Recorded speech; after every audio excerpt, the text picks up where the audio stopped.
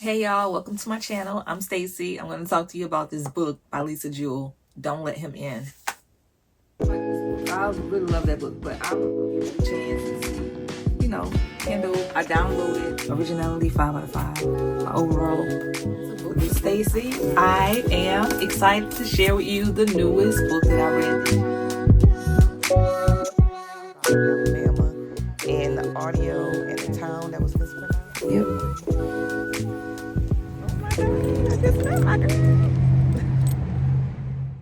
Don't Let Him In.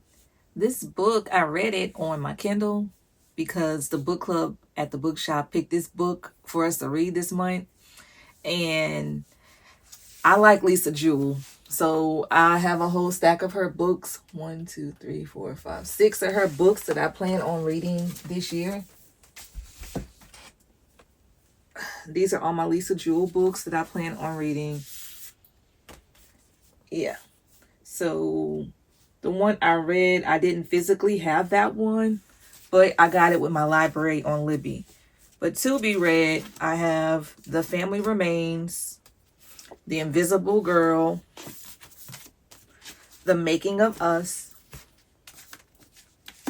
The Night She Disappeared, The Girls in the Garden, and The Family Upstairs. So these are all my Lisa Jewell books that I plan to read this year. I'm spreading them out because I really enjoy her writing style. So I'll read like something off of my 26 in 2026 list, and then I'll go to a Lisa Jewell book. So that's how I've been managing to read her books. Now, put that back there. Now, with that being said, Don't Let Him In, it was a novel. It was 368 pages. This came out 2025, I think. I'm not sure on the date. It's fairly new. It took me from January the 28th through February the 4th to finish it. It was a thriller / mystery, domestic thriller, or domestic fiction. There you go. Overall, the characters, they were something else in this book. This man, he was the main male character, and he got on my last nerve. Like, I don't think I've ever read a book with a guy that did so much that I could not stand him.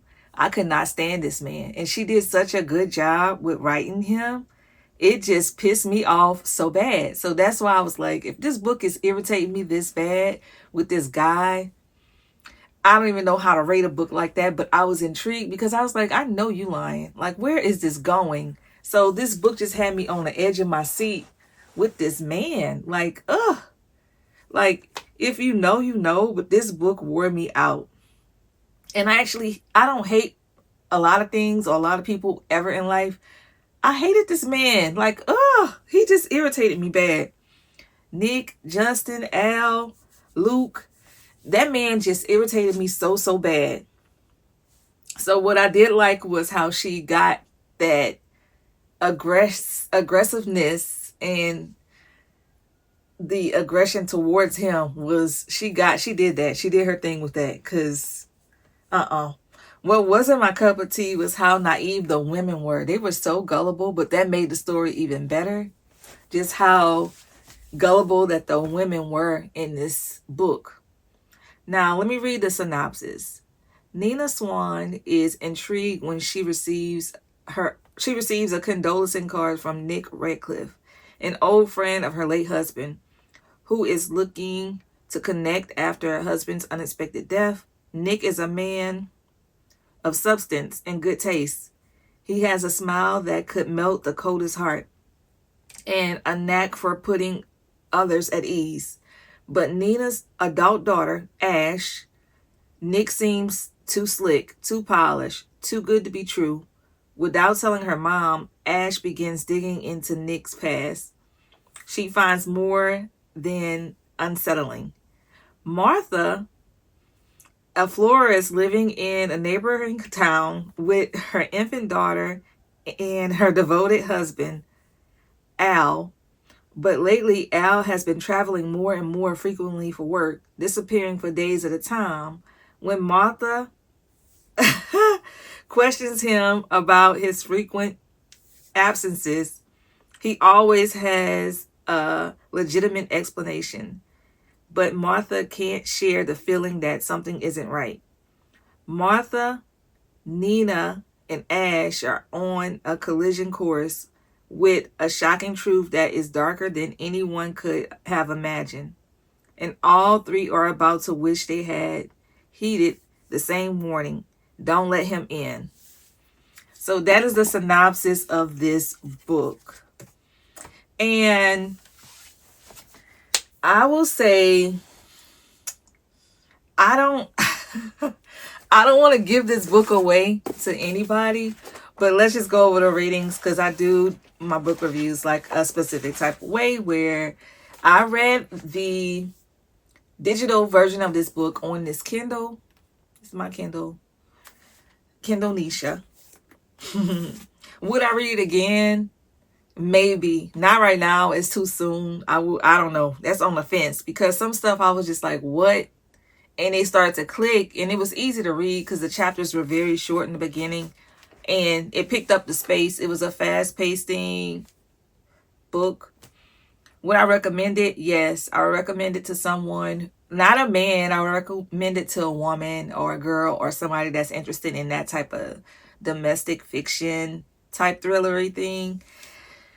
The characters that resonated with me, we've all been in like, really, I'll say we all been in a relationship where one person carried the weight and it outweighed the other. Like, you know, somebody carried the load, and some people freeloaded. Like, we've always been in that relationships. If you haven't, congratulations, but most people have been in an outweighted relationship.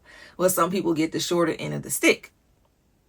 Emotions and thoughts and memories that brought up with me. Oh, this book made me so mad.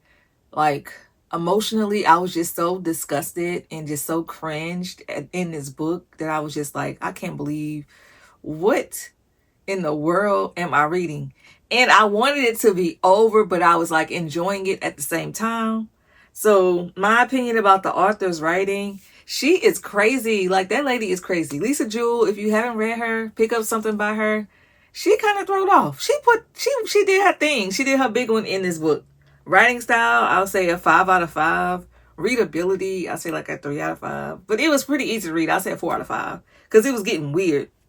Relatability, we all know somebody that is just super gullible and naive. So I'll say it was relatable, not to me, but the characters in this book. And we all know that one guy that we're just like, I can't, something about him I just don't like, or I just can't even.